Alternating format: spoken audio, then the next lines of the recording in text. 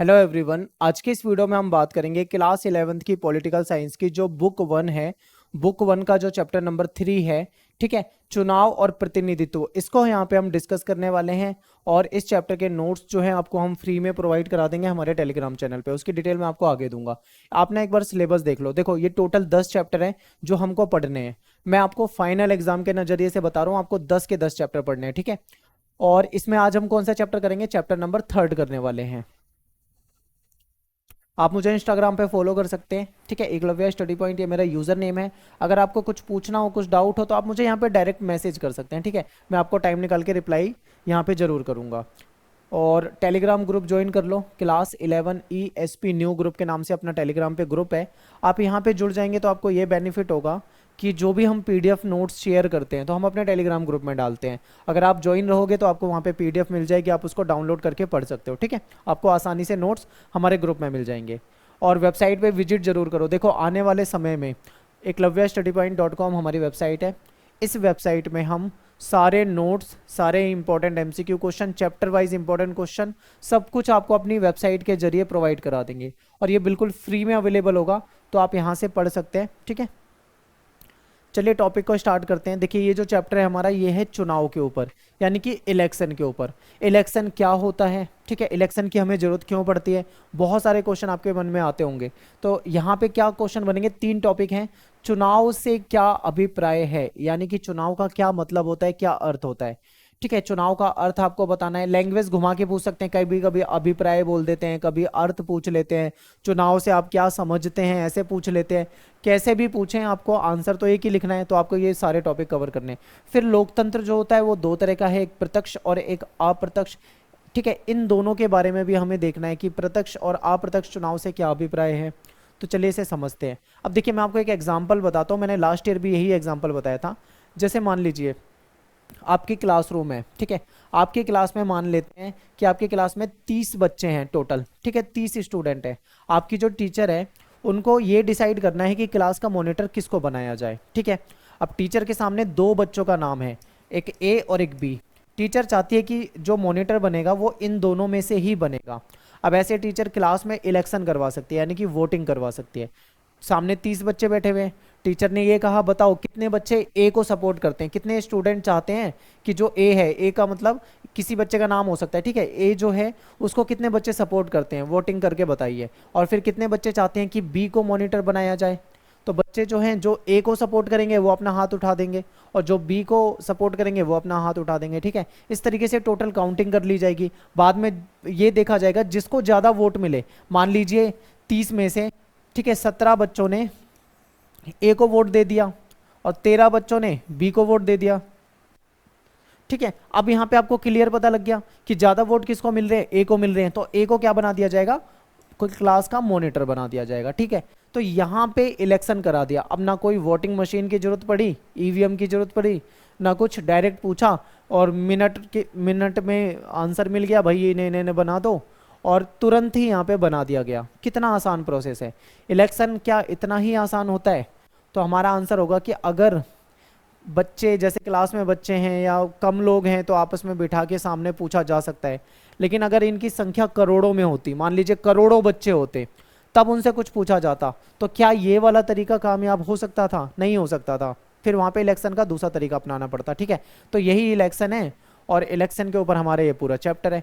I hope आपको इसमें से समझ में आ गया होगा, इस स्टोरी से। तो आगे सबसे पहला हमारा टॉपिक यही है ना कि चुनाव से क्या अभिप्राय है। तो अब आपको इस स्टोरी से समझ में आ गया होगा। मैं आपको समझाता हूँ। देखिए, किसी फैसले को लेने में सभी नागरिक प्रत्यक्ष यानी कि डायरेक्ट रूप से भाग नहीं ले सकते। इसलिए जनता जिस प्रक्रिया के द्वारा अपने नेता को, ठीक है, यानी जिसको जनप्रतिनिधि कहते हैं, चुनती है, उस प्रक्रिया को हम इलेक्शन कहते हैं, यानी कि चुनाव कहते हैं। अब देखो, अगर छोटे लेवल पे था तो आसानी से क्लासरूम के अंदर फैसला हो गया था। लेकिन जब ये बात देश के लेवल पे आ जाती है, जहाँ पे पूरा देश है और इतने सारे राज्य हैं, वहाँ पे करोड़ों की जनसंख्या पूरे देश में रहती है, ऐसे में उस तरीके से इलेक्शन करवा पाना पॉसिबल नहीं होता था, ठीक है। तो ऐसे में जब कोई फैसला लेना होता है तो उसमें नागरिक जो है वो प्रत्यक्ष रूप से भाग नहीं ले सकते, क्योंकि डायरेक्ट थोड़ी वो किसी जगह पे आ सकते हैं। तो ऐसे में एक प्रोसेस अपनाया जाता है जिसमें हम क्या करते हैं, हम अपने द्वारा चुने हुए नेता को संसद में, विधानसभा में भेजते हैं। तो इस प्रणाली को क्या कहा जाता है? इलेक्शन कहा जाता है। यानी कि नेता जो है, हमारे यहाँ पे जो चुनाव लड़ेगा नेता, हमारा कैंडिडेट है वो, हम उसको क्या करेंगे, वोटिंग करेंगे। जैसे मान लीजिए 3 नेता चुनाव लड़ रहे हैं, तो 3 में से 1 2 3 हमको जो भी पसंद है हम उसको वोट देंगे। मान लीजिए 2 जो है वो सबको पसंद है, ज़्यादातर लोगों ने 2 को वोट दिया है, तो 2 को ज़्यादा वोट मिलेंगे और वो जीत जाएगा। और वो क्या करेगा, हमारा प्रतिनिधित्व करेगा। यानी कि जनता सीधा तो नहीं जा रही, लेकिन जनता अपना एक नेता चुनकर भेज रही है संसद में। तो ये चुनाव होता है, ठीक है। चुनाव प्रक्रिया जो होती है, इसके द्वारा जनता किसी व्यक्ति को चुनाव करके चुनकर, ठीक है, संसद या विधानसभा में भेजता है। हम जिन नेताओं को वोट करते हैं जो जीत जाते हैं वो सांसद बनते हैं, ठीक है, या फिर हमारे विधायक बनते हैं, या पंचायत वगैरह के लेवल पे जो होते हैं वो बनते हैं। तो इस तरीके से हम उनको चुनकर भेजते हैं। उस व्यक्ति को जनता का प्रतिनिधि कहते हैं, ठीक है। जो नेता होता है हमारा, जिसको हम भेज रहे हैं, वो जनता का प्रतिनिधि है, यानी कि जनता ने उसको वोट देकर जिताया है, जनता ने आगे भेजा है। अब उसको काम किसके लिए करना है, जनता के लिए करना है, ठीक है। इसको जनप्रतिनिधि भी कह सकते हैं, लीडर भी कह सकते हैं, नेता भी कह सकते हैं, जनता का प्रतिनिधि भी कह सकते हैं, जो आप कहना चाहो वो कह लो। फिर ये नेता जो होता है वो जनता के द्वारा चुनकर संसद में जाता है और ये जनता का प्रतिनिधित्व करते हैं। ये जो हमारे नेता होते हैं ये संसद में जाके हमारा प्रतिनिधित्व करते हैं, यानी कि जनता के कल्याण के लिए, जनता के फायदे के लिए पॉलिसी बनवाएंगे, नीति का निर्माण करेंगे, देश के लिए कानून बनाने का काम करते हैं, ठीक है। तो ये इंपॉर्टेंट है, ये आपको पता होना चाहिए। अब चलते हैं आगे। अब देखो यहाँ पे ना एक क्वेश्चन मुझे याद आ रहा है, पिछले से पिछले साल में क्वेश्चन आया हुआ था, पिछले से पिछले या शायद उससे पिछले। लोकतंत्र के प्रकार, वहां पे 2 तरह के लोकतंत्र आपको बताने थे। एक होता है प्रत्यक्ष लोकतंत्र, एक होता है अप्रत्यक्ष लोकतंत्र। प्रत्यक्ष का मतलब क्या होता है, डायरेक्ट, ठीक है, इसको इंग्लिश में अगर हम बोलें तो डायरेक्ट कहते हैं। और अप्रत्यक्ष का मतलब होता है इनडायरेक्ट। अब ये डायरेक्ट और इनडायरेक्ट का क्या मतलब है, तो आपको वो एग्जाम्पल याद करना है जो मैंने आपको बताया था। क्लासरूम में टीचर थी, टीचर से कहा गया कि मॉनिटर बनाने हैं, 2 बच्चों को डिसाइड किया गया कि इन दोनों में से मॉनिटर बनाना है। टीचर ने बच्चों से कहा कि आप वोटिंग करो, और ए को ज़्यादा वोट मिल गए तो ए को मॉनिटर बना दिया गया। यानी कि सीधा हमने हाथ खड़ा किया और हमारा जो वोट था वो टीचर ने समझा और उसके अकॉर्डिंग क्या करा, उसने तुरंत फैसला कर दिया। इसको तो कहते हैं प्रत्यक्ष लोकतंत्र, ठीक है। लेकिन अब एक क्लासरूम में ये पॉसिबल है, छोटी सी जगह पे कुछ लोगों के बीच में। अब देखिए जैसे प्राचीन समय में अगर हम बात करें यूनान वगैरह में, तो वहाँ पे छोटे छोटे गांव वगैरह होते थे। तो गांव में क्या होता था, गांव की एक पंचायत होती थी या फिर आप उसको गांव की सभा कह लो। वहाँ पे भी जब गांव के लिए कोई फैसला लेना होता था तो वहाँ पे भी सब इसी तरीके से करते थे, ठीक है। गाँव में मान लीजिए ज़्यादा लोग नहीं होते थे, देखिए ज़्यादा जनसंख्या में ये पॉसिबल नहीं है। मान लीजिए कोई गाँव है, वहाँ पे 200 लोग ही रहते हैं, ठीक है, 200 लोग ही रहते हैं किसी गांव में, तो वहां पे पॉसिबल है 200 लोगों को एक साथ बुलाया जाएगा। गांव के लिए कोई फैसला लेना है, जैसे कोई नहर खुदवानी है, ठीक है, नहर का काम करवाना है, कोई कुएं का काम करवाना है, या खेतों में बाढ़ लगवानी है, या XYZ कोई भी गांव का काम हो सकता है, गांव में कोई सड़क बनवानी है। तो उन्होंने वहां पे बुलाया लोगों को, उनसे वोटिंग करवाई, तुरंत ही उसका नतीजा निकल गया। तो इसको तो हम बोलेंगे प्रत्यक्ष लोकतंत्र, जो ऐसे पॉसिबल है। लेकिन अगर हम इसे किसी राष्ट्र के लेवल पे देखें जहां पे लाखों करोड़ों की जनसंख्या है, वहां पे ये तरीका पॉसिबल नहीं हो पाता। तो ऐसे में कौन सा तरीका अपनाया जाता है, उसको कहा जाता है अप्रत्यक्ष लोकतंत्र। यहाँ पे क्या होता है, यहाँ पे जनता होती है, यानी कि हम होते हैं। हम सीधा तो नहीं भाग लेते, पर हम क्या करते हैं, वोट देते हैं। यानी वोट देने का मतलब है हम चुनते हैं। किसको चुनते हैं, अपने नेता को चुनते हैं। नेता को क्या कहा जाता है, जनप्रतिनिधि कहा जाता है। क्लियर है, यानी कि जनता ने क्या करा, वो अपने वोट के जरिए नेता को चुना और फिर यही नेता जीतकर संसद में पहुंच गया या विधानसभा में पहुंच गया, ठीक है, और फिर ये हमारे लिए काम करेगा। तो इसको अप्रत्यक्ष लोकतंत्र कहते हैं। क्लियर है, जहां पे ये पॉसिबल नहीं है वहां पे ये तरीका अपनाया जाता है, और आज के समय में यही तरीका अपनाया जाता है, ठीक है। अब यहाँ पे जो मैंने आपको समझाया वही चीज लिखित में, इसको समझते हैं। देखिए प्रत्यक्ष और अप्रत्यक्ष लोकतंत्र में अंतर। प्रत्यक्ष लोकतंत्र में जनता जो होती है, जो रोजमर्रा यानी जो डेली लाइफ के जो फैसले होते हैं उसको और सरकार को चलाने में सीधा भाग लेती है। डायरेक्ट वहां पे जाते हैं, पूछते हैं भाई क्या करना है, सब लोग उसको हाँ या ना में जवाब देते हैं और इस तरीके से वोटिंग हो जाती है। प्राचीन यूनान जो था, वहां पे जो स्थानीय सरकार होती थी, उनकी जो लोकल गवर्नमेंट होती थी, वो ज्यादातर ग्राम सभा या फिर प्रत्यक्ष प्रजातंत्र के निकटतम उदाहरण है। यानी वहां पे यही सब चलता था, डायरेक्ट ही फैसले ले लिए जाते थे। लेकिन जब लाखों और करोड़ों की लोगों की, यानी जब ऐसी जगह की बात है जहां पे लोगों की संख्या जो है वो लाखों और करोड़ों में है, तो ऐसे में ऐसा फैसला कर पाना कठिन हो जाता है। ठीक है, तो प्रत्यक्ष लोकतंत्र को व्यवहार में लाना यहाँ पे पॉसिबल नहीं होता है। इसलिए जनता के शासन का अर्थ होता है सामान्यतः जनता के प्रतिनिधियों के द्वारा चलने वाला शासन। यानी कि यहाँ पे क्या मतलब है, हम अप्रत्यक्ष लोकतंत्र को अपनाएंगे जहां पे संख्या बहुत ज्यादा हो जाती है, तो वहां पे क्या होता है, जनता के द्वारा एक व्यक्ति को चुना जाता है जो हमारा नेता होता है, और वो नेता क्या करता है, हमारे लिए पॉलिसी बनाता है, हमारे कल्याण के लिए काम करेगा हमारा प्रतिनिधि बनकर, ये होता है। अब एक क्वेश्चन आता है चुनाव आयोग से। देखिए आपकी बुक में बेशक से कैसे भी दे रखा हो, लेकिन यहां से बहुत लिमिटेड क्वेश्चन बनते हैं चैप्टर में से। मैं आपको जो टॉपिक करा रहा हूं इससे बाहर नहीं आएंगे क्वेश्चन, यही क्वेश्चन आते हैं। सिंपल क्वेश्चन पूछा जाएगा, प्रत्यक्ष और अप्रत्यक्ष लोकतंत्र में क्या फर्क है, चुनाव से क्या अभिप्राय है, चुनाव आयोग के बारे में बताइए, ऐसे क्वेश्चन बनते हैं। तो चुनाव आयोग के बारे में देखते हैं। ठीक है, इलेक्शन कमीशन जो है हमारा इंडिया का, इसको समझते हैं। तो चुनाव आयोग का काम क्या है, सबसे पहले आप ये समझिए चुनाव आयोग क्यों बनाया गया। चुनाव आयोग इसलिए बनाया गया ताकि देश में चुनाव कराए जा सके। ठीक है, देश में इलेक्शन कराए जा सके। ठीक है, क्लियर है। अब चुनाव आयोग का काम क्या है, सीधा सीधा इलेक्शन करवाना उसका काम है। उसके अलावा क्या और भी काम है, और भी काम है, आगे हम देखेंगे। देखिए भारत में चुनाव कराने के लिए एक स्वतंत्र संस्था है जिसको हम क्या बोलते हैं, चुनाव आयोग। क्लियर है। ठीक है, आगे देखिए भारत के संविधान का जो आर्टिकल 324 है उसमें हमारा जो निर्वाचन आयोग है उसका वर्णन है। अब देखो चुनाव आयोग और निर्वाचन आयोग एक ही होता है। हो सकता है पेपर में चुनाव आयोग ना पूछकर निर्वाचन आयोग पूछ लें, तो कंफ्यूज मत होना। निर्वाचन आयोग और चुनाव आयोग एक है, और इसको इलेक्शन कमीशन भी कहा जाता है, ये भी आपको याद रखना है।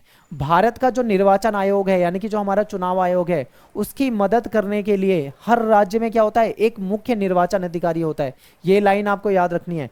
अब देखो भारत में काफी राज्य हैं, कई सारे राज्य हैं। ठीक है, उन राज्यों में क्या होता है, हर राज्य में एक निर्वाचन अधिकारी होता है जो कि चुनाव आयोग की, यानी कि निर्वाचन आयोग की सहायता करने के लिए होता है। निर्वाचन आयोग जो है वो स्थानीय निकायों के चुनाव करने के लिए जिम्मेदार नहीं होते, जो लोकल बॉडी होते हैं उसके चुनाव नहीं करवाएगा। ठीक है, चुनाव आयोग उसके लिए क्या होता है, राज्य में अपना राज्य का निर्वाचन आयोग अलग से होता है। ठीक है, निर्वाचन आयुक्त होते हैं और वो काम करवाते हैं। आगे देखिए भारत का चुनाव आयोग जो है वो बिना किसी दबाव के काम करता है। स्वतंत्र संस्था है हमारा चुनाव आयोग, उस पर कोई दबाव नहीं डाल सकता। ठीक है, वो स्वतंत्र होकर निष्पक्ष रूप से फैसले ले सकता है। चुनाव आयोग में 3 सदस्य होते हैं, ये आपको याद रखना है। एक जो होता है वो मुख्य होता है। ठीक है, मुख्य चुनाव आयुक्त।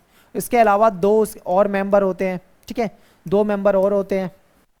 तो देखिए 3 सदस्य होते हैं जिसमें से जो होता है वो मुख्य निर्वाचन आयुक्त होता है और 2 निर्वाचन आयुक्त होते हैं।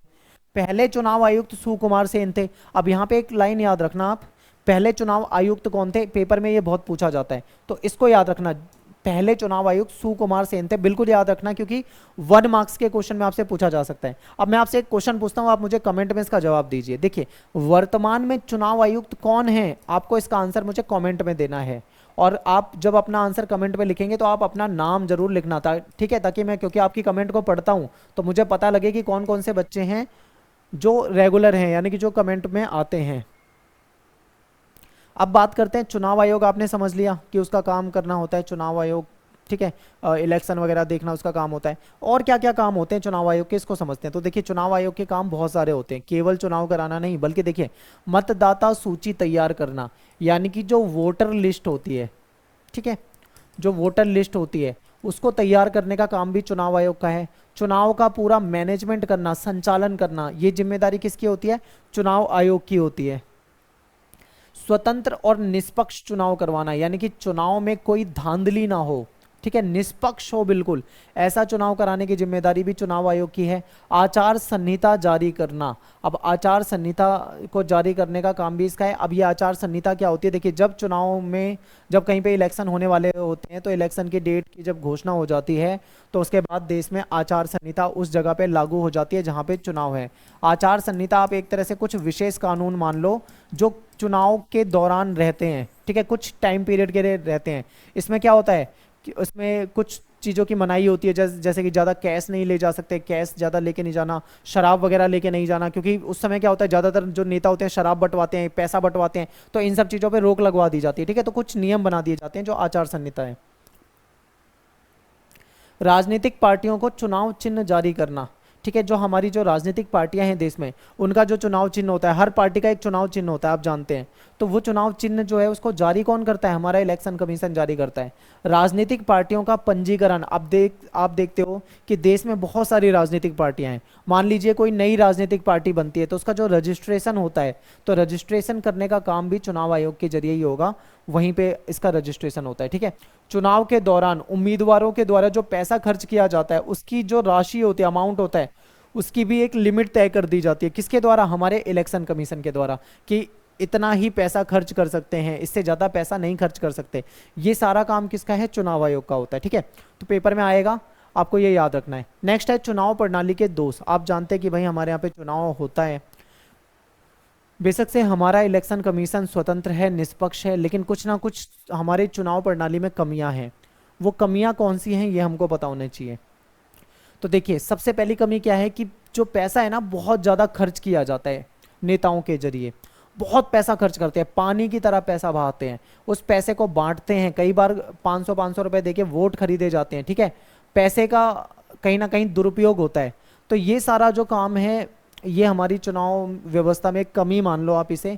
क्योंकि जब कोई नेता लाखों करोड़ों रुपए लगा रहा है, बर्बाद कर रहा है, तो अगर मान लो वो जीत जाता है, तो आपको क्या लगता है कि वो जनता के लिए काम करेगा? नहीं।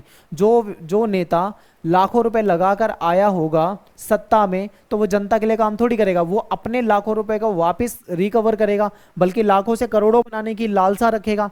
तो ये एक नेगेटिव पॉइंट हो सकता है कि कुछ कमियां हैं।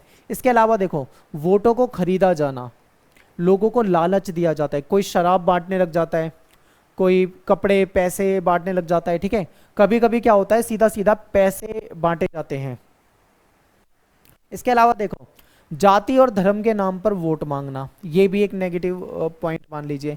राजनीति में अपराधियों की बढ़ती हुई भागीदारी। अब क्या होता है, वोट बैंक, हर किसी का अपना वोट बैंक होता है नेताओं का। कुछ नेता तो ऐसे हैं वो केवल जातियों पर ही निर्भर हैं।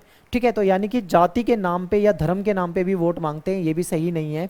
राजनीति में अपराधियों की बढ़ती हुई भागीदारी, यानी कि जो नेता हैं वो ज़्यादातर कई ऐसे नेता होते हैं जिन पे बहुत सारे पहले से क्रिमिनल केस चल रहे होते हैं, उसके बाद भी वो आते हैं। अब सोचो, जब नेता क्रिमिनल होगा तो वो क्या जनता का भला करेगा, आप अच्छे से समझ सकते हैं, अंदाजा लगा सकते हैं। ठीक है, लुभावने वादे करना, लोगों को लालच वाली चीज़ें देते हैं, हम ये फ्री कर देंगे, वो फ्री कर देंगे। ठीक है, इस तरीके से लोगों को लालच देते हैं और जीतते हैं।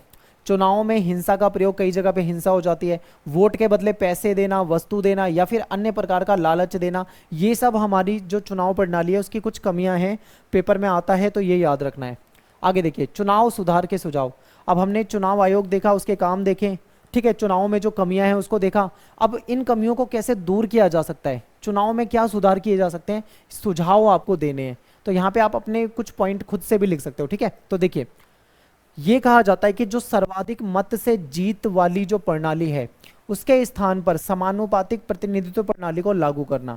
यानी हमारे यहाँ पे क्या होता है, वोटिंग में जो हमारे लोकसभा के इलेक्शन होते हैं, विधानसभा के इलेक्शन होते हैं, इसमें ये होता है कि जो व्यक्ति ज़्यादा वोट पाता है, ठीक है, जिसको सबसे ज़्यादा वोट मिलते हैं, वो क्या होता है, वो विनर होता है, वो जीत जाता है। तो ये कह रहे हैं कि जो ज़्यादा वोट पाकर जीतने वाला सिस्टम है, इसको ख़त्म कर दिया जाए, बल्कि इसके बदले समानुपातिक प्रतिनिधित्व प्रणाली अपनाया जाए, जो कि हमारे राज्यसभा के इलेक्शन में अपनाया जाता है। ठीक है, तो अब ये दोनों जो चुनाव प्रणाली है वो क्या होती है, मैं आपको आगे समझाऊंगा। ये वाली तो आपको पता ही है, जिसको ज़्यादा वोट मिलते हैं वो जीत जाता है। इसमें आपको थोड़ा कन्फ्यूज़न होगा, मैं आपको आगे क्लियर कर दूंगा। ठीक है, आगे देखो, इससे राजनीतिक दलों को उसी अनुपात में सीटें मिलेंगी जिस अनुपात में उसको वोट मिलेंगे। ये होता है समानुपातिक प्रतिनिधित्व प्रणाली में। ये आपको टॉपिक आगे जब मैं समझाऊंगा तभी आपको डिटेल में समझ में आएगा। आगे देखिए, संसद और विधानसभा में 1/3 सीटों पर महिलाओं के लिए आरक्षण की व्यवस्था की जानी चाहिए, ऐसा भी कहा जाता है। अगर महिलाओं का 1/3 सीटों पर आरक्षण मिल जाएगा तो शायद इससे देश की कुछ स्थिति सुधर सकती है, ऐसा कुछ लोगों को लगता है। तो ये भी पॉइंट हो जाएगा। ठीक है, इसके बाद देखिए, यदि किसी उम्मीदवार के विरुद्ध कोई क्रिमिनल केस है तो उसे चुनाव लड़ने से रोक दिया जाना चाहिए। बिल्कुल, अगर किसी नेता पे कोई केस चल रहा है या कोई उसमें दोषी साबित है तो उसको फिर, ठीक है, चुनाव लड़ने की अनुमति नहीं देनी चाहिए। आगे देखिए, राजनीतिक दलों की जो कार्य प्रणाली है, जो उनका काम करने का तरीका है, उस पर कंट्रोल करने के लिए कानून होना चाहिए। ठीक है, कुछ राजनीतिक दल बहुत गलत तरीके से काम करते हैं, फेक न्यूज़ फैलाते हैं, लोगों को बरगलाते हैं, कहीं ना कहीं हिंसा करवा देते हैं, लोगों को उकसाते हैं। ठीक है, ये होता है, तो इसमें कंट्रोल करना चाहिए। चुनाव प्रचार में जाति का और धर्म का, इसके आधार पे ध्रुवीकरण जो होता है वो पूरी तरीके से बैन कर देना चाहिए। चुनावी राजनीति में धर्म का जो प्रभाव होता है उसको नियंत्रित करने के लिए कठोर प्रावधान होने चाहिए। कुछ ये सुझाव हैं, सुधार किया जा सकता है अगर ये तरीके अपनाए जाएं तो। ठीक है, आगे देखो, भारत में चुनाव व्यवस्था। भारत जो है एक लोकतांत्रिक देश है। हमारे यहाँ पे जो चुनाव होते हैं वो निष्पक्ष होते हैं, क्योंकि चुनाव आयोग के द्वारा करवाए जाते हैं, वो एक स्वतंत्र संस्था है। ठीक है, भारत में जो संविधान है, संविधान में पूरा का पूरा चुनाव कैसे होगा उसके बारे में काफ़ी डिटेल में जानकारी दी हुई है। भारत में चुनाव कराने के लिए चुनाव आयोग जो है, इलेक्शन कमीशन नाम की एक स्वतंत्र संस्था है जो कि देश में चुनाव कराती है। ठीक है, अब भारत में दो प्रकार से चुनाव होते हैं। पहला प्रकार जो है आप अच्छे से जानते हैं, सभी जानते हैं, इसमें तो कोई कंफ्यूजन ही नहीं है, ये बहुत सिंपल, बहुत आसान है। देखिए, सर्वाधिक मत के आधार पे जीत, यानी कि जो सबसे ज्यादा, सर्वाधिक, सबसे अधिक वोट लेकर आएगा वो नेता जीत जाएगा। ये तो आप जानते हैं, बहुत सिंपल है। इसमें इसको दूसरे नाम से भी जाना जाता है, जो सबसे आगे वही जीते, यानी जो सबसे ज्यादा वोट पाएगा वो क्या होगा, जीत जाएगा। फिर क्या है, इसको इंग्लिश में कहते हैं first past the post system. ठीक है, ये तीनों एक ही है, तो ये तो आप जानते हैं। जैसे मान लो किसी जगह पे तीन नेता खड़े हुए, उन्होंने चुनाव लड़ा, एक को मिले 50,000 वोट, एक को मिले 40,000 वोट, एक को मिले 20,000 वोट। तो आपको समझ में आ रहा है ना, जिसको ज्यादा वोट मिले हैं वही जीत जाएगा। तो ये वाला सिस्टम है। लेकिन इसके अलावा एक और सिस्टम होता है हमारे देश में इलेक्शन के लिए, वो क्या होता है वो समझते हैं। दूसरा जो सिस्टम है इसको बोलते हैं एकल संक्रमणीय मत प्रणाली, यानी कि इसको समानुपातिक प्रतिनिधित्व प्रणाली भी कहा जाता है। और अब हम दोनों को अच्छे से देखेंगे और समझेंगे और इनको थोड़ा सा कंपेयर भी करेंगे। ठीक है, देखिए, सर्वाधिक मत के आधार पर जीत, इसको समझाने की कोई जरूरत नहीं, आप सीधा सीधा समझ गए कि इस व्यवस्था में क्या होता है, जिस कैंडिडेट को बाकी कैंडिडेट से ज्यादा वोट मिल जाते हैं, यानी जिसको अधिक वोट मिल जाते हैं, वो विजयी हो जाता है, जीत जाता है। विजयी प्रत्याशी के लिए ये जरूरी नहीं है कि उसको कुल मतों का बहुमत भी मिले, कोई बहुमत की जरूरत नहीं है, बस जो कैंडिडेट खड़े हुए हैं चुनाव में उनसे ज्यादा वोट मिल जाए तो वो जीत जाता है। इस विधि को जो सबसे आगे वही जीते प्रणाली कहा जाता है, या फिर इसको first past the post system कहते हैं, और इसे बहुलवादी व्यवस्था भी कहते हैं। संविधान इसी विधि को हमारा स्वीकार करता है। ये बहुत सिंपल, साधारण होता है, इसको हर व्यक्ति समझता है, जिसको ज्यादा राजनीति की नॉलेज नहीं है वो भी इसको समझ जाता है, बहुत ही सिंपल है। ठीक है, हमारे यहाँ पे जो विधानसभा के चुनाव होते हैं, ठीक है, राज्यों में जो विधानसभा के चुनाव होते हैं और जो लोकसभा के चुनाव होते हैं वो इसी सिस्टम से होते हैं। इसमें क्या होता है, हम डायरेक्ट वोट करते हैं, यानी कि मान लीजिए आप, जैसे कि मैं दिल्ली में रहता हूँ, ठीक है, तो दिल्ली में जब विधानसभा के वोट होंगे तो मैं डायरेक्ट जाके वोट करूंगा। यहाँ पे हम डायरेक्ट वोट करते हैं। लोकसभा के जब इलेक्शन होते हैं देश में तो मैं क्या करूंगा, डायरेक्ट वोट करूंगा। लेकिन जो दूसरा सिस्टम है वो थोड़ा सा अलग है, उसमें हम वोट नहीं करते, उसको भी समझते हैं। ये तो आपको समझ में आया, आगे चलते हैं। दूसरा देखिए, समानुपातिक प्रतिनिधित्व प्रणाली। भारत में समानुपातिक प्रतिनिधित्व प्रणाली को केवल अप्रत्यक्ष चुनाव में, इसमें हम वोट नहीं करते, याद रखना, के लिए ही सीमित रूप से अपनाया गया है। इसमें क्या होता है, जैसे हमारे राष्ट्रपति का चुनाव है, उपराष्ट्रपति का चुनाव है, या जो राज्यसभा का चुनाव है, विधान परिषद के चुनाव हैं, इनके लिए इस प्रणाली को अपनाया जाता है। ठीक है, उसमें ये प्रणाली अपनाई जाती है। अब यहाँ पे आपको एक चीज याद रखनी है कि इसमें हम वोट नहीं करते, तो अगर हम वोट नहीं करते तो भाई फिर इनको कौन जिताता है, कौन वोट करता है, तो इसमें हमारे द्वारा जो जिताए गए कैंडिडेट होते हैं, हमारे एमएलए वगैरह, तो वो सब इसमें वोट करते हैं। ठीक है, आगे देखते हैं। अब एक एग्जाम्पल है आपके एनसीईआरटी में, इसको समझते हैं। देखिए, राज्यसभा के चुनाव जो हैं वो आपके समानुपातिक प्रतिनिधित्व प्रणाली के हिसाब से होते हैं। इसमें क्या होता है, ये हमारे यहाँ पे चुनाव का एक तरीका है, इसको एकल संक्रमणीय मत प्रणाली भी कहते हैं। हर राज्य को राज्यसभा की सीटें मिली हुई है, एक निश्चित कोटा मिला हुआ है। जिस राज्य की जनसंख्या ज़्यादा है उसको सीटें ज़्यादा मिली है, जिस राज्य की जनसंख्या कम है उसको सीटें कम मिली हुई है। ठीक है, राज्यों की जो विधानसभा के सदस्य होते हैं, यानी कि हमारे जो विधानसभा, हमारे द्वारा जिताए हुए जो एमएलए होते हैं, जिसको हम विधायक कहते हैं, वो क्या करते हैं, इन सीटों के लिए चुनाव करते हैं। ठीक है, वो चुनते हैं। अब मैंने आपको बताया था ना कि राज्यसभा के जो चुनाव होते हैं उसमें हम वोट नहीं करते, कौन वोट कर रहे हैं, एमएलए वोट कर रहे हैं, और एमएलए को हम चुनते हैं। ठीक है, हमने एमएलए को चुना और एमएलए ने जाके राज्यसभा के सदस्य को चुना, सिंपल है। आगे देखो, इससे क्या होता है, राज्य के विधायक ही इसमें मतदाता करते हैं, और मतदाता जो है चुनाव में खड़े प्रत्याशियों को अपनी पसंद के अनुसार एक मतलब प्रेफरेंस देते हैं, ठीक है, वरीयता क्रम में देते हैं। वरीयता क्रम में आगे आपको समझाऊंगा। जीतने के लिए किसी प्रत्याशी को मतों का एक कोटा प्राप्त होता है, यानी कितने वोट चाहिए ये पहले से ही एक फॉर्मूले के जरिए निकाल दिया जाता है। ये आपके सामने है, अब समझिए। देखिए एग्जाम्पल दे रखा है राजस्थान का।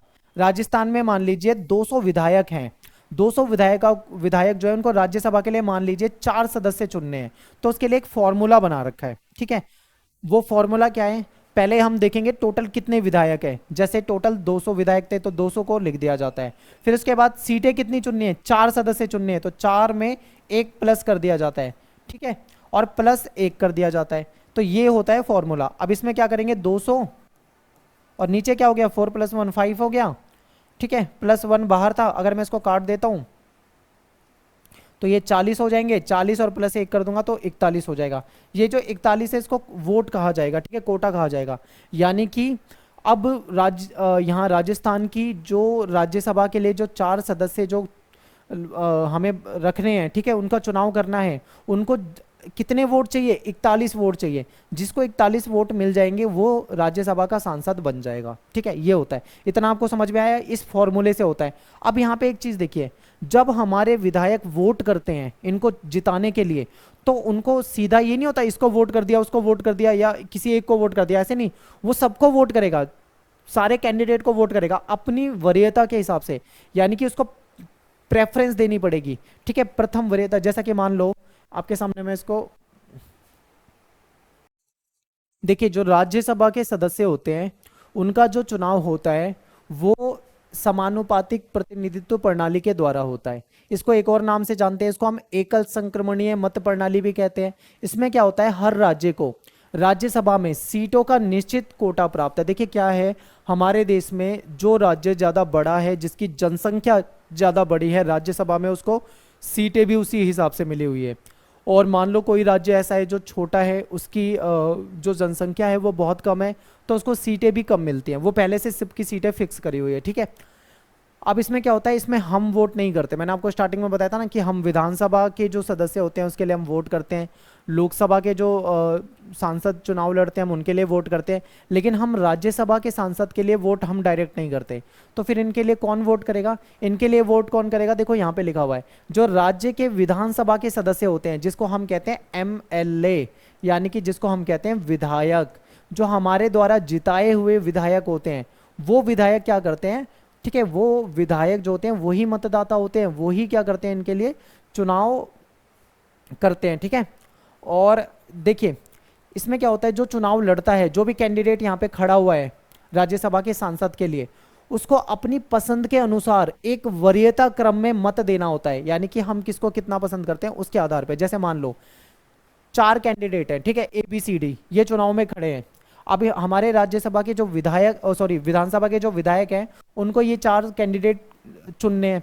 तो अब वो क्या करेंगे, जैसे मान लो किसी को A पसंद है तो वो उसको पहले नंबर पे दे देगा, किसी को कोई चाहता है कि ये बन जाए दूसरे नंबर पे, ये तीसरे नंबर पे, चौथे नंबर पे, किसी को A पसंद नहीं है तो वो उसको चौथे नंबर पे रख सकता है, ठीक है। किसी को B पसंद है तो वो उसको पहले नंबर पे रख सकता है, तीसरे दूसरे, ठीक है, ऐसे दूसरे तीसरे पहले चौथे, कैसे भी कर सकते हैं। जिसको जो कैंडिडेट पसंद है उसको अपनी पसंद के अनुसार, यानी कि जैसे मान लो मैं विधायक हूं और मैं राज्यसभा के लिए सदस्य को चुन रहा हूं, मुझे मान लो B पसंद है तो मैं B को पहले नंबर पे वोट करूंगा, यानी पहले नंबर पे B। मुझे A पसंद है, उसके बाद अगर मैं चाहता हूं कि अगर B नहीं बना तो A बन जाए तो मैं इसको दूसरे नंबर पे रखूंगा। मैं चाहता हूं कि अगर ये भी ना बना तो D बन जाए तो मैं इसको तीसरे नंबर पे रखूंगा, इसको चौथे नंबर पे रखूंगा। तो इस तरीके से प्रेफरेंस दे के वोट करना होता है, यानी कि एक ही विधायक वोटिंग कर रहा है, ठीक है, अपनी प्रेफरेंस के हिसाब से, जो उसको सही लग रहा है उसके हिसाब से वो क्या कर रहा है, उसको मत कर रहा है, मतदान कर रहा है। फिर क्या होता है, जब सबने वोट कर दिया तो फिर वोटों की गिनती होती है, यानी मतगणना होती है। तब क्या देखा जाता है कि जो उम्मीदवार हैं उसमें प्रथम वरीयता वोट गिना जाता है। सबसे पहले ये देखा जाता है कि फर्स्ट प्रेफरेंस किसको मिली है, यानी कि पहले नंबर की प्रेफरेंस किस किस को मिली है, कितनी मिली है। पहले केवल फर्स्ट वरीयता, प्रथम जो वरीयता है उसको गिना जाता है। अगर मान लो प्रथम वरीयता में किसी कैंडिडेट को, यहाँ पे 41 वोट चाहिए थे ना, मान लो पहली गणना होती है वोटों की और 41 सीटें मिल गई तो वो जीत गया, सीधी बात है, वो तो जीत गया। अब क्या होता है, एक कैंडिडेट जीत गया, अभी 3 कैंडिडेट और चुनने थे, 4 सीटें थी ना यहाँ पे, हमने 4 पढ़ा था। अब क्या करेंगे, फिर वो देखेंगे सबसे कम वोट किसको मिले, जिसको सबसे कम वोट मिले वो तो हट ही जाएगा, वो तो बिल्कुल बाहर हो जाएगा, और उसके वोट दूसरे कैंडिडेट को मिल जाएंगे। ठीक है, इस तरीके से दोबारा से पुनः मतगणना की जाती है, यानी दोबारा से मतगणना की जाएगी, फिर देखा जाएगा कि किसको कितने वोट मिल रहे हैं, उसके आधार पे जब तक मतलब 4 कैंडिडेट नहीं आ जाते तब तक इस तरीके से ये सिस्टम ऐसे ही चलता रहता है। ये बहुत ही मुश्किल और बहुत ही टफ है, इसको एक आम नागरिक आसानी से नहीं समझ सकता। लेकिन जो दूसरा तरीका है जिसमें ज़्यादा जो वोट पाएगा वो जीत जाएगा, वो सबको समझ में आता है, इसलिए उस तरीके को हमारे देश में अपनाया गया है। अब हम कहते हैं ना कि वो वाला तरीका ना अपना के ये तरीका अपनाया जाए, तो इसके क्या नुकसान है ये समझिए। इसका ये नुकसान है कि ये छोटे देश में, छोटी जनसंख्या वाले देश में ये सिस्टम लागू हो सकता है, लेकिन भारत जैसे विशाल देश में अगर हम विधानसभा और लोकसभा के चुनाव भी इस तरीके से करें तो पॉसिबल नहीं लगता। ठीक है, ऐसे करना बहुत मुश्किल हो जाएगा, बहुत ज़्यादा मुश्किल हो जाएगा। इसलिए इस सिस्टम को केवल राज्यसभा के सांसद चुनने के लिए और हमारे जो राष्ट्रपति वगैरह होते हैं इनको चुनने के लिए ये तरीका अपनाया जाता है। ठीक है, अब देखो, अब इन दोनों प्रणालियों में अंतर क्या है। अब देखिए, सर्वाधिक मत के आधार पे जो जीतते हैं और जो समानुपातिक प्रतिनिधित्व प्रणाली होती है, इन दोनों में अगर हम अंतर करें तो क्या अंतर है। तो आपको पता है इसमें पूरा देश जो होता है वो छोटी छोटी इकाइयों में बांट दिया जाता है और फिर उसको निर्वाचन क्षेत्र कहते हैं। ठीक है, और वहां पे क्या होता है, फिर इलेक्शन होता है। इसमें क्या होता है, किसी बड़े भौगोलिक क्षेत्र को एक निर्वाचन क्षेत्र मान लिया जाता है, कभी कभी तो कुछ जगह पे तो ऐसा होता है पूरे देश को ही एक क्षेत्र मान लिया जाता है, फिर होता है। तो ये दोनों एक दूसरे से अलग हैं। यहाँ पे क्या होता है, हर निर्वाचन क्षेत्र में केवल एक प्रतिनिधि चुना जाता है और एक निर्वाचन क्षेत्र में कई प्रतिनिधि चुने जा सकते हैं, ये इंपॉर्टेंट है। यहाँ पे क्या है, मतदाता प्रत्याशी को वोट देता है, यानी हम जो कैंडिडेट, हम हैं जनता। ठीक है, हम क्या है, हम जनता है, हम सीधा सीधा कैंडिडेट को वोट देते हैं, प्रत्याशी को वोट देते हैं। लेकिन यहाँ पे क्या है, मतदाता जो है वो पार्टी को वोट देता है। ठीक है, पार्टी को प्राप्त जो वोट होते हैं उसके अनुपात से अधिक या कम सीटें विधायकों को मिल सकती है, बिल्कुल हो सकता है। लेकिन यहाँ पे क्या होता है, यहाँ पे हर पार्टी को जो उसका मत होता है उसके अनुपात में सीटें हासिल होती है। और यहाँ पे विजयी उम्मीदवार को जरूरी नहीं है कि 50% वाला प्लस बहुमत वाला सिस्टम हो। ठीक है, जरूरी नहीं है, अगर कोई उससे कम भी आता है लेकिन वोटों में ज़्यादा है तो वो जीत सकता है। लेकिन यहाँ पे क्या होता है, बहुमत हासिल होता है। ठीक है, इसमें पहले से ही आपको पता है ना कि जैसे फॉर्मूले से सीटें तय कर दी गई थी, उतनी सीटें तो लानी ही होगी, उससे सीटें कम आती है तो नहीं जीत सकता, तो यहाँ पे ये फिक्स होता है। एग्जाम्पल ऐसा कहाँ पे होता है, भारत में होता है, यूके में होता है, इस वाले तरीके से। और इस तरीके से चुनाव कहाँ पे होते हैं, इजराइल में होते हैं, नीदरलैंड में होते हैं। तो ये आपके लिए एक उदाहरण हो सकता है, आप इसको बता सकते हो। आगे देखते हैं, भारत में सर्वाधिक वोट से जीत की प्रणाली को ही क्यों लागू किया गया। तो देखिए, क्योंकि एकल संक्रमणीय मत प्रणाली जो है ये बहुत मुश्किल है, बहुत टफ है। अभी हमने समझा ना कितनी मुश्किल लगती है। इसे किसी छोटे देश में तो लागू कर सकते हैं, लेकिन भारत में थोड़ी लागू करेंगे। भारत कोई छोटा देश थोड़ी है, भारत एक बहुत बड़ा देश है और भारत की जनसंख्या भी बहुत बड़ी है, तो भारत में लागू कर पाना पॉसिबल नहीं है। लेकिन भारत जैसे विशाल देश में ऐसा नहीं हो सकता। सर्वाधिक वोट से जीत वाली व्यवस्था जो है, इसकी सफलता जो है, इसका कारण वो है इसकी लोकप्रियता। ये बहुत लोकप्रिय है, सबको पसंद आती है, हर कोई इसको बेहतर मानता है। ठीक है, और इन मतदाताओं के लिए जिन्हें राजनीति और चुनाव का विशेष ज्ञान नहीं होता, जिनको राजनीति और चुनाव का ज्ञान नहीं है, वो क्या करते हैं, वो भी इसको आसानी से समझ जाते हैं। ठीक है, वो भी पूरी व्यवस्था को आसानी से समझ सकते हैं क्योंकि ये सरल है। आगे देखिए, निर्वाचन क्षेत्रों का आरक्षण, इसको समझते हैं, फिर हमारा टॉपिक जो है लगभग खत्म हो जाएगा। देखिए, सर्वाधिक मत से जीत वाली जो प्रणाली है उसमें किसी निर्वाचन क्षेत्र में जिस उम्मीदवार को सबसे ज्यादा वोट मिलते हैं, ठीक है, उसे ही क्या किया जाता है, विजयी घोषित किया जाता है। ये हमने पढ़ लिया है। इससे क्या होता है, इससे फायदा होता हो चाहे ना होता हो, इससे एक नुकसान जरूर हो जाता है।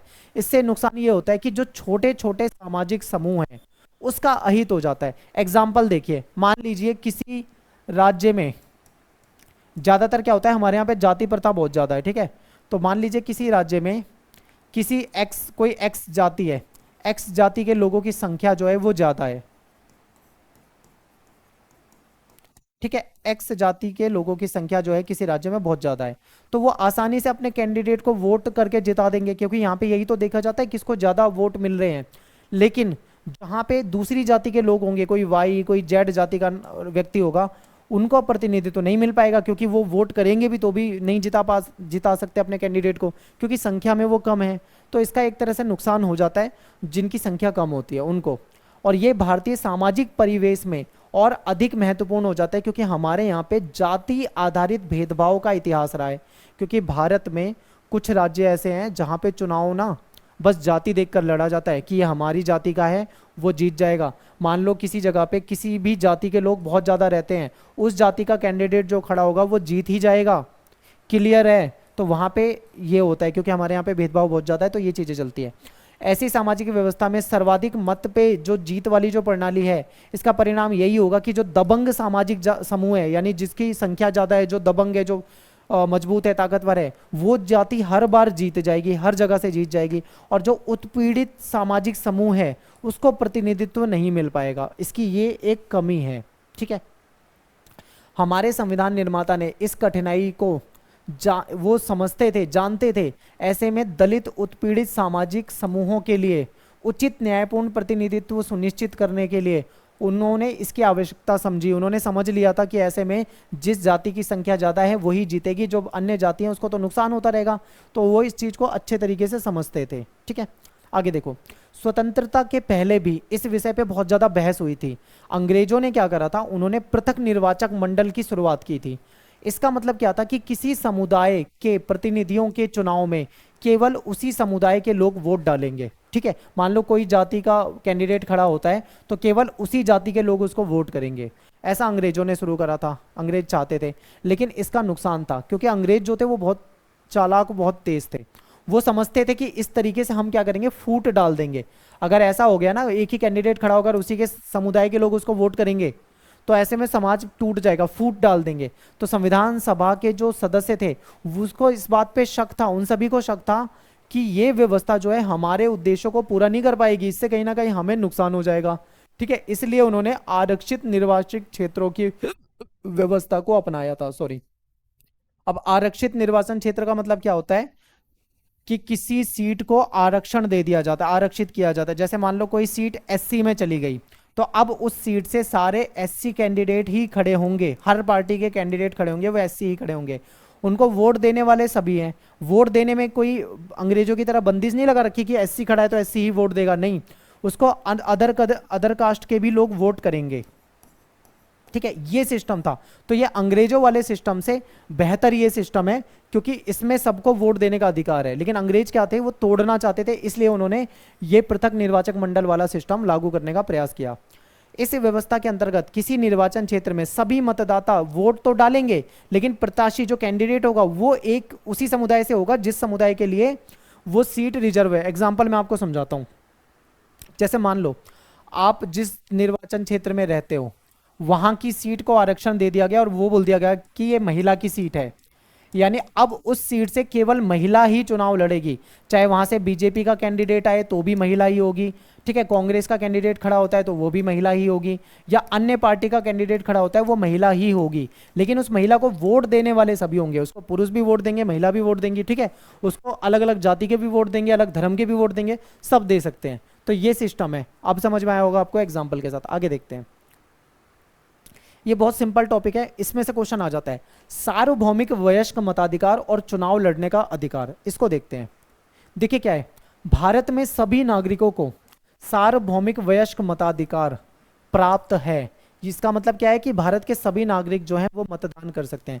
सार्वभौमिक वयस्क मताधिकार का मतलब होता है कि हर व्यक्ति हमारे यहाँ पे जिसकी एज आज के समय में 18 साल हो चुकी है वो मतदान कर सकता है, ठीक है। सार्वभौमिक मतलब सबके लिए, सबके लिए मतलब चाहे किसी भी धर्म का व्यक्ति हो, कोई भी धर्म हो, किसी भी जात का हो, किसी भी जाति का हो, ठीक है, किसी भी समुदाय का हो, किसी भी रंग रूप का हो, कोई भी उसकी वेशभूषा हो, उसका कल्चर, उसका पहनावा, रहन सहन जो भी हो, सभी को वोट देने का अधिकार है यदि वो 18 साल की एज अपनी पूरी कर चुका है। तो पहले देखो, ये भी यहाँ पे भी एक क्वेश्चन बनता है, इंपॉर्टेंट है। आज के समय में वोट देने की एज जो है, उम्र जो है 18 साल है। क्या पहले भी ऐसा था? नहीं। पहले वोट देने की जो उम्र थी 1989 तक वो 21 साल होती थी, यानी जो पहले 21 साल का व्यक्ति होता था वो ही वोट कर सकता था। लेकिन बाद में इसको 1989 में संविधान में एक संशोधन किया गया और इस उम्र को घटा दिया गया, यानी अब इसको घटा के कितना कर दिया गया, 18 साल।